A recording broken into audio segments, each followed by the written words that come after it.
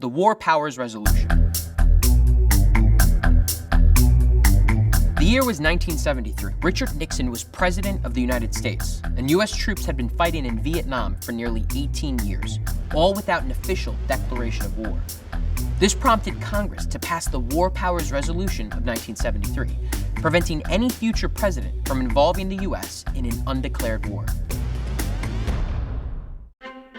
Congress had traditionally declared war or authorized the president to use military force against enemies beyond its borders, a power granted exclusively to them by Article 1, Section 8 of the U.S. Constitution.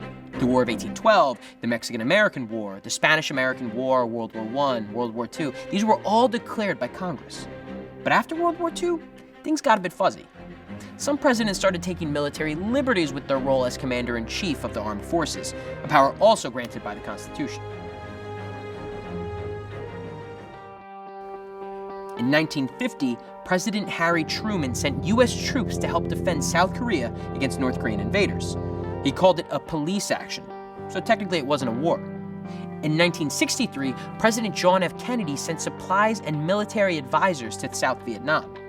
Less than a year later, U.S. troops were fighting in the Vietnam War, including in the Gulf of Tonkin, all without that official declaration.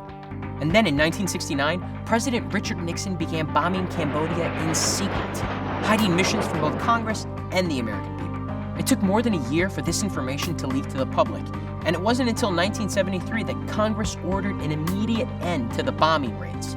But at this point, Congress realized more needed to be done to check the power of the president when it came to war. So, on November 7, 1973, Congress passed the War Powers Resolution. The idea was to ensure that Congress and the president agreed on war actions before committing troops into hostile situations. There are a few key parts to the War Powers Resolution. First, the president must consult and report to Congress before sending troops overseas, though he or she can initiate sending troops in the case of an attack. Second, if the president initiates a hostile action, it can only last for 60 days plus a 30-day withdrawal period.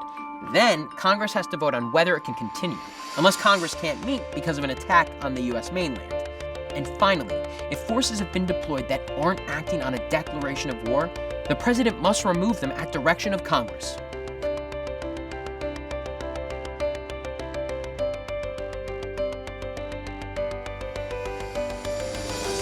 Although the War Powers Resolution had broad bipartisan support, it didn't pass without a fight. After they voted to pass the bill, President Nixon vetoed it. Nixon argued that it violated the constitutional powers of the president, and that the only way to limit the president's role as commander-in-chief would be to amend the Constitution itself. But Congress voted again and overrode the veto. The War Powers Resolution became law. Despite the resolution, presidents and Congress have still been at odds when it comes to military action. In 1981, President Ronald Reagan deployed several U.S. military advisors to El Salvador without reporting to Congress. Some members of Congress filed a federal lawsuit, but the court dismissed the case.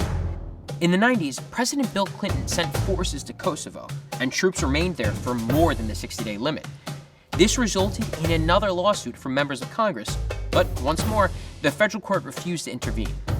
So while the War Powers Resolution has limited the president's ability to send troops overseas, the branches of government still wrestle over their powers, which is exactly what the nation's founders intended.